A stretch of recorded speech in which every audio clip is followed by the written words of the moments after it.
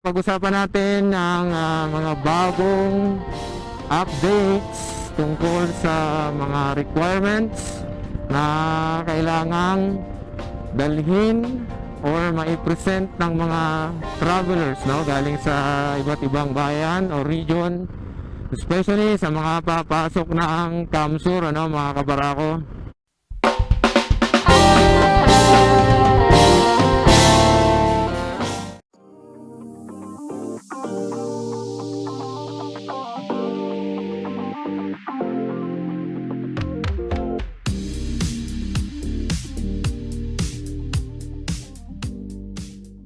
Yon mga kabarako, good afternoon! What's up mga kabarako, kumusta kayong lahat? Alright, nandito tayo ngayon sa bayan ng Lagunoy, Camarines Sur. For today's vlog, papunta tayo sa bagong picnic site dito sa may bayan ng Lagunoy, mga kabarako. Habang binabaybay natin ang kahabaan na ito ng Lagunoy, mga kabarako.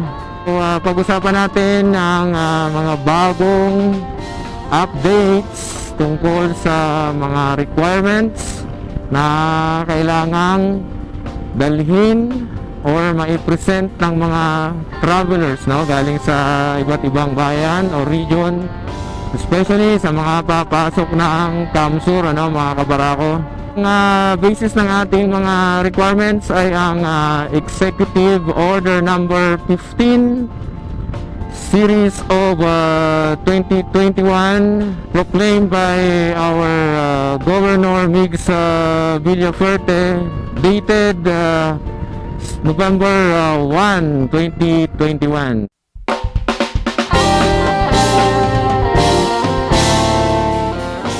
Alright. So ano-ano nga ba mga bagong requirements sa mga travelers na papasok ng Camarines Sur, mga kabarako? Sa section 13 ng Executive Order number 15 na inisyu po ni Governor Migs Villafuerte, So tinutukoy po sa section 13 ang mga documentary requirements.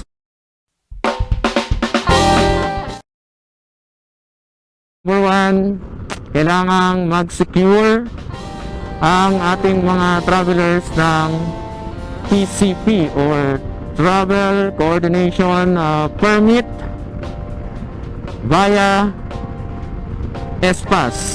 So doon po i-apply ang Travel Coordination Permit.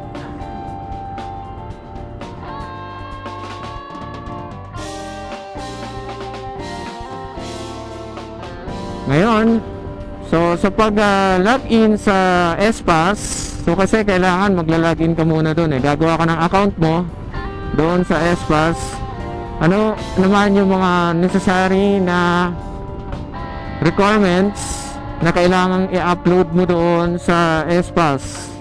Unang-una yung vaccination card, so photocopy of vaccination card, and pangalawa ay photocopy of your ID na may address kung saan ka manggagaling, Kailangan magtutugma yung address mo doon sa iyong ID na i-upload sa ESPAS.